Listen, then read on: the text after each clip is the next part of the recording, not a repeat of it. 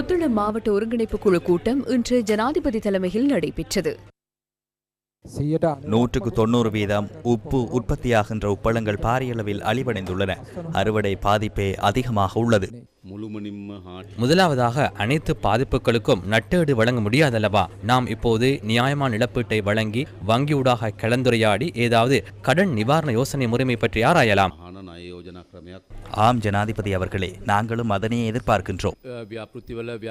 இவ்வாறான உற்பத்தி துறையில் ஈடுபட்டுள்ளவர்களுக்கு வங்கியுடன் கலந்துரையாடி இப்போதும் 2026ஆம் ஆண்டிற்காக வர்த்தக சமூகத்தினருக்காக நிவாரணங்களை வழங்குவதற்கு 80 பில்லியன் ரூபாய் ஒதுக்கப்பட்டுள்ளது.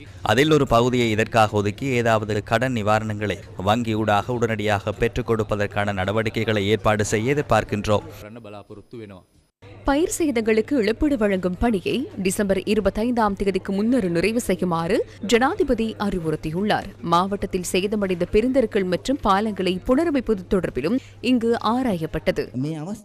இந்த சந்தர்ப்பத்தில் ஒரு வீதியை தவிர அனைத்து வீதிகளும் வளமைக்கு கொண்டுவரப்பட்டுள்ளது. அதாவது வாகனங்கள் பயணிக்கும் அளவிற்கு வீதிகள் திறக்கப்பட்டுள்ளன. நைனாமடு, இரணைவில, சிலாபம் வீதி மாத்திரமே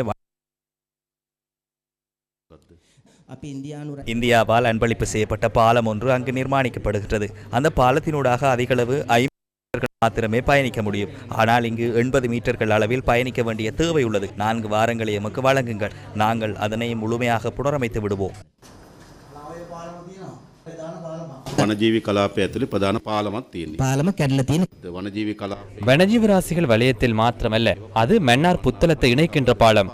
නඩු තීන්දුවෙන් ඇවිල්ලා அந்த வலயத்துள்ள தேவைகளுக்காக மாத்திரம் பயன்படுத்தவும் பொது போக்குவரத்துக்காக பயன்படுத்த வேண்டாம் என அந்த வழக்கில் தீர்ப்பு உள்ளதல்லவா? பாலத்தை நிர்மாணிக்க சென்றவுடன் நீதிமன்றத்தின் தீர்ப்பின்படி நமக்கு அந்த செயற்பாடுகளை தொடர்ந்து முன்னெடுக்க முடியாமல் போனது. நாம் அந்த பாலம் தொடர்பில் அந்த வழக்குக்கு கீழ்ப்பட்டு சிந்திக்க வேண்டும். உடைந்துள்ள தொங்கு பாலத்தினை புனரமையுங்கள். அதன்போது பயணிகளுக்கு பயணிக்க முடியும். வருடத்துக்கு வருடம் ஏற்படுகின்ற வெள்ளத்தினால் அடுத்து செல்லப்படுகின்ற பாலத்தை நிர்மாணித்து பிரயோசனமில்லை அல்லவா? நீர் விநியோகத்தை மீண்டும் வழமைக்கு கொண்டு வருவதற்காக மேற்கொள்ளப்படும் வேலைத்திட்டம் தொடர்பிலும் ஜனாதிபதி கேட்டறிந்தார். வனாத்துவெளி பகுதி உடைந்தால் நீரினை விநியோகிப்பதற்கான இயலுமை இல்லை அல்லவா? நீர் பெருக்கெடுத்து வந்தாலும் நமக்கு நீர் குறைபாடு உள்ளது என்பதே இங்கு பிரச்சனை. பாதிக்கப்பட்ட மக்களின் வாழ்வாதாரத்தை மீண்டும் கட்டியெழுப்புவதற்கு முன்னுரிமை அளிக்குமாறு ஜனாதிபதி அதிகாரிகளுக்கு அறிவுறுத்தினார். ඊළඟ අපිට තියෙන මේ ජනතාවගේ அடுத்தாக நமக்கு பாதிக்கப்பட்ட மக்களின் ஜீவனோபாயத்தை ஏற்படுத்தும் வழியினை கட்டியெழுப்ப வேண்டும். விவசாயத்தை செய்கின்றவர்கள் மீண்டும் விவசாயத்தினை முன்னெடுக்க வேண்டும். கால்நடைகளை வளர்ப்பவர்களை மீண்டும் அவர்களை அந்த தொழிலில் முன்னெடுப்பதற்கு உதவ வேண்டும். மீன்பிடியில் ஈடுபடும் மக்களை மீண்டும் அந்த தொழிலுக்கு கொண்டு செல்ல வேண்டும். சிறிய நடுத்தர தொழிலில் ஈடுபடுகின்றவர்கள் மீண்டும் அதனை ஆரம்பிக்க வேண்டும். அப்போதே அது வளமைக்கு திரும்பும். நாம் அந்த படிமுறையில் உள்ளோம் என்று நினைக்கின்றேன். அடுத்தாக முழுமையாக பாதிக்கப்பட்டுள்ள மக்களுக்கு வீட்டினை நிர்மாணித்து கொடுப்பது பிரதானமாகும். அதனால் வீடுகளுக்கு இழப்பீட்டுத் தொகையை வழங்குவதற்கு தீர்மானித்தோம்.